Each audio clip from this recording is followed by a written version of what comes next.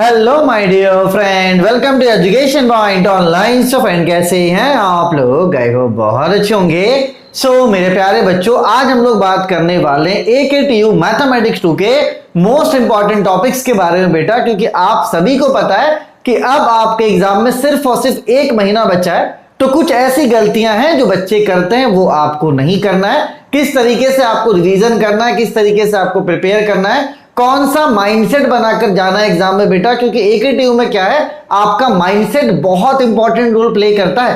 क्योंकि अगर अगली बार की बात की जाए मैथमेटिक्स 2 में, तो जब मैथमेटिक्स 2 का पेपर था इससे पहले आपके सीनियर्स का, आप बिलीव नहीं करोगे कि एक भी ऐसा क्वेश्चन नहीं था जो रिपीटेड था।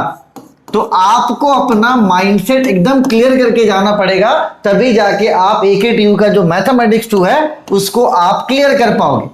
ठीक है, देखो बहुत ऐसा है कि मैथमेटिक्स 1 में बच्चों का बैक लगता है, मैथमेटिक्स 2 में कम बैक लगता है। लेकिन बैक लगने का सिर्फ एक ही रीजन है कि जो बच्चा क्वेश्चन के पीछे भागता है ना, वो बच्चा AKTU में फंस जाता है। और जो बच्चा कंसेप्ट ओरिएंटेड होता है, जो अपने कंसेप्ट को लेकर आगे बढ़ता है, वो बच्चा AKTU में कहीं नहीं फंसता है।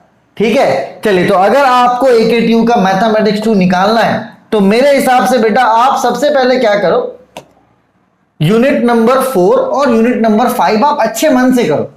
मैं आपको यह नहीं बोल रहा हूं कि आप क्वेश्चन के पीछे भागो, नहीं। आप आओ यहां पर किसी भी एक टॉपिक के उठाओ, जैसे कि यहां पर क्या है, लिमिट है, कंटिन्यूटी है एंड डिफरेंशियलिटी है।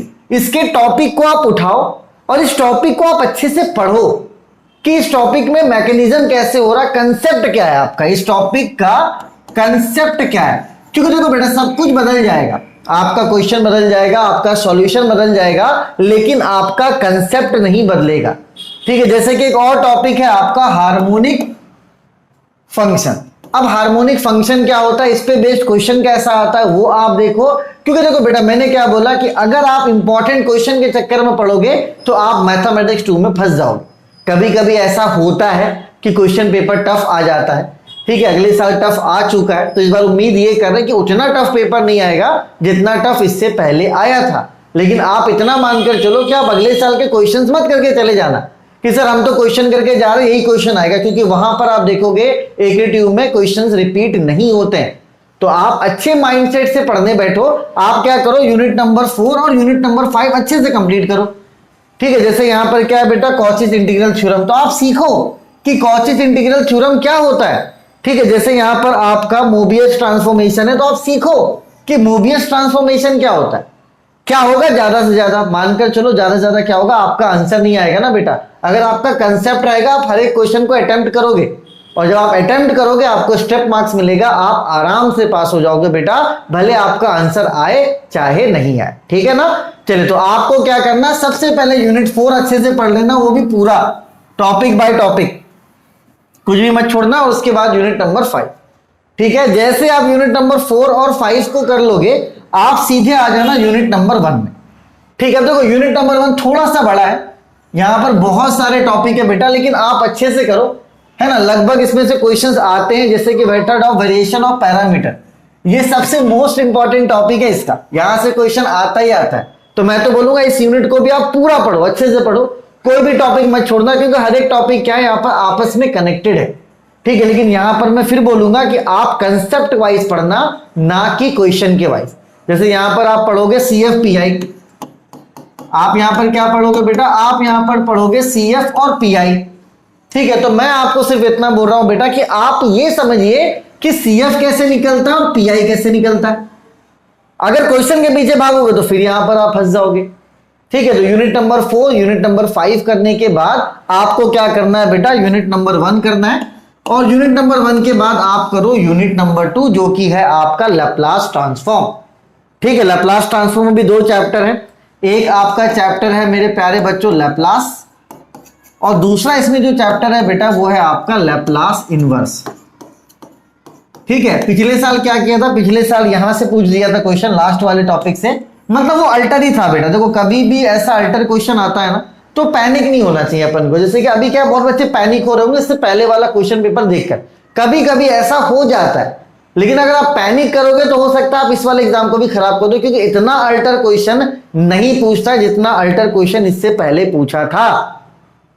ठीक है, तो अब उस क्वेश्चन के चक्कर में आप ये मत सोचना कि उतना अल्टर फिर से आएगा। आप मानकर चलो unit number 4, unit number 5, unit number 1 और यूनिट नंबर 2 आप अच्छे से करके जाओ। यहां पर कोई भी टॉपिक मत छोड़ो बेटा। और अगर आपको लगता है कि नहीं अब हमें यूनिट नंबर 3 भी करना चाहिए तो आप कर सकते हो। और मैं आपको ये बोलूंगा ना बेटा कि यूनिट नंबर 3 में सिर्फ आप फोरियर सीरीज करके जाना। ये जितने भी टॉपिक्स है ना आप इसको स्किप कर दो। आप क्या करो बेटा, इसको स्किप कर दो, क्योंकि ये आपका क्या करेगा, दिमाग खराब करेगा। ठीक है, और इसमें भी जब आप पढ़ोगे आपको लगेगा कोई टॉपिक ऐसा कि यार मजा नहीं आ रहा, तो आप इनमें से भी कोई एक टॉपिक को स्किप कर सकते हो, कोई भी दिक्कत वाली बात नहीं है। चलिए बेटा, तो सबसे पहले क्या करना है, सबसे पहले आपको यूनिट नंबर 4 करना है, 5 करना है, 1 करना है, 2 करना है और 3 का क्या करना है बेटा, फोरियर सीरीज करना है। ठीक है, तो इतना आप कम से कम पढ़कर जाओ।